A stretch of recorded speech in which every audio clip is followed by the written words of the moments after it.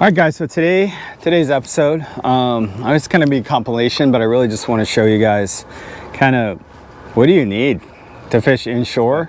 You want to get out here, catch some fish, we can do it. I'm going to show you kind of what I've learned and what works for me today.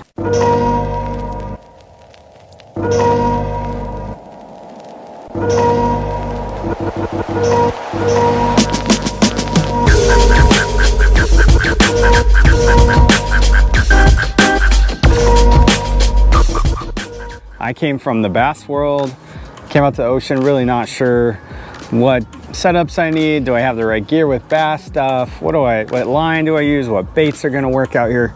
So I'm gonna cover what works for me on all those topics. Then I'll just show you what you can do, because you can do it.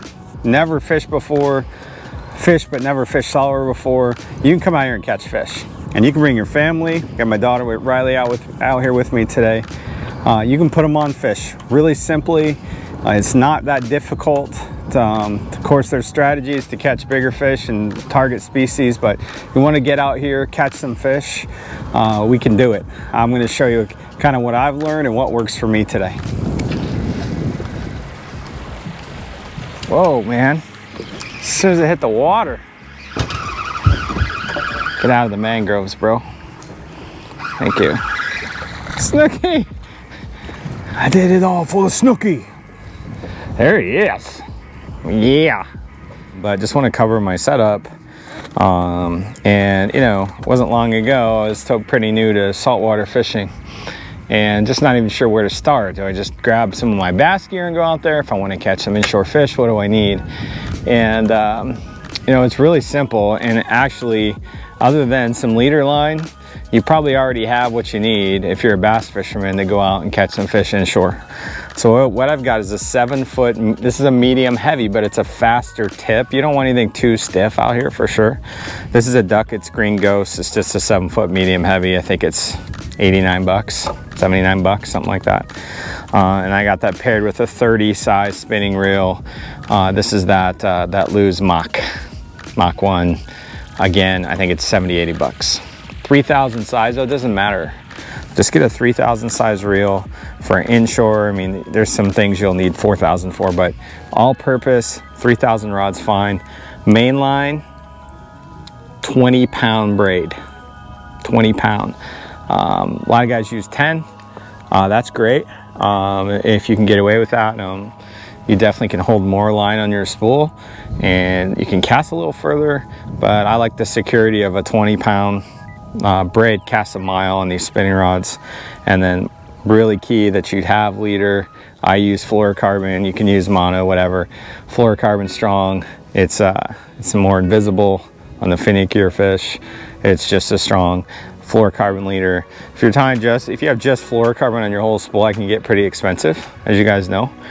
But you have braid, which is going to last you, so you're just using 5-6 foot lengths of it at a time. Lasts a long time, so I would go for the fluorocarbon. I'm throwing a 3.5 inch swim bait. This is a Z-Man trout eye. If you go on Tackle Warehouse or somewhere, you'll see them.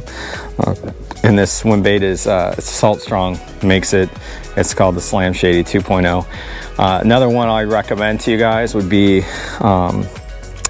the Storm Largo Shad. Really nice, comes 3 and 4 inch they make. You can use both of them. Those are sick. Those are really nice. They're compact. They're more durable than this one, actually. A little more compact, more dense. You can cast them, you know, pretty well. Probably a little further than a typical 3-inch swim bait, but anything small in like a natural color, you know, darker water, darker color, lighter water, clear water, lighter color. But I found this to kind of work in both situations. This white, this has silver, black, gold fleck in it. So just a good overall setup. Of course, there's tons of ways you can rig.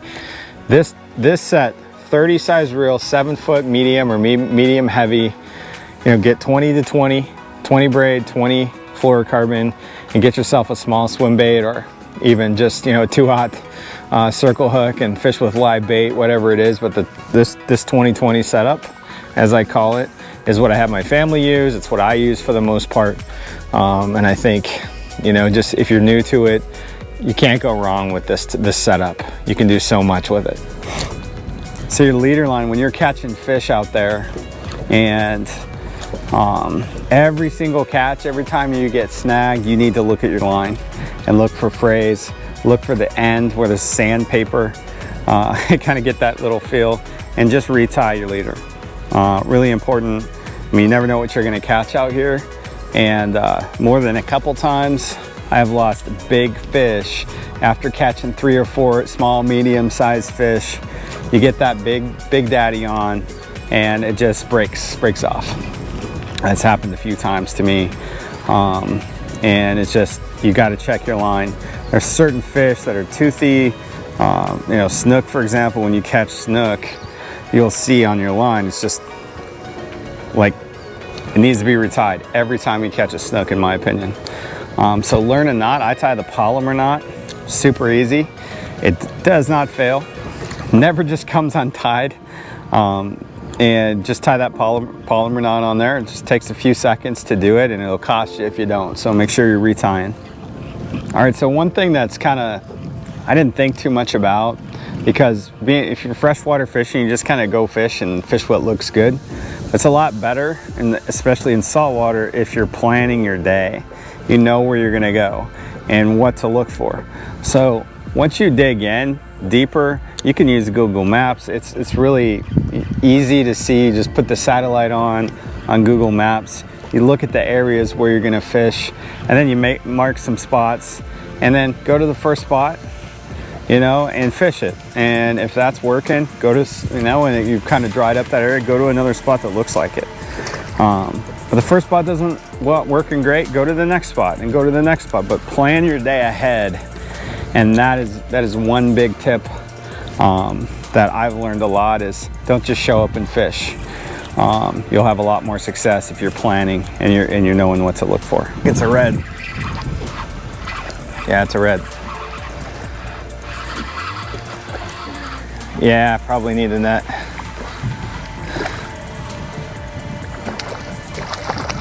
Hey, good job. There she is. Nice solid red. Super pretty. Another thing we talk about planning your day. So, I mean, and trust me, I get it. Sometimes you gotta fish when you can fish, when you're off work, and it's a day you can get out there, so you just go. But if you have a choice, you really should be looking at the tides. If I were to rank when to fish, number 1 is gonna be first light. Okay, I don't care what the tide is, first light is gonna be your best chance to catch fish, in my opinion. That's when they're most active, that sun's coming up. And then last light would be number 2. So first and last light, still, that didn't change really. In my opinion, those are the 2 best times to fish regardless of the tide. The 3rd and the 4th are gonna be during high incoming and high outgoing, any kind of steeper decline tides.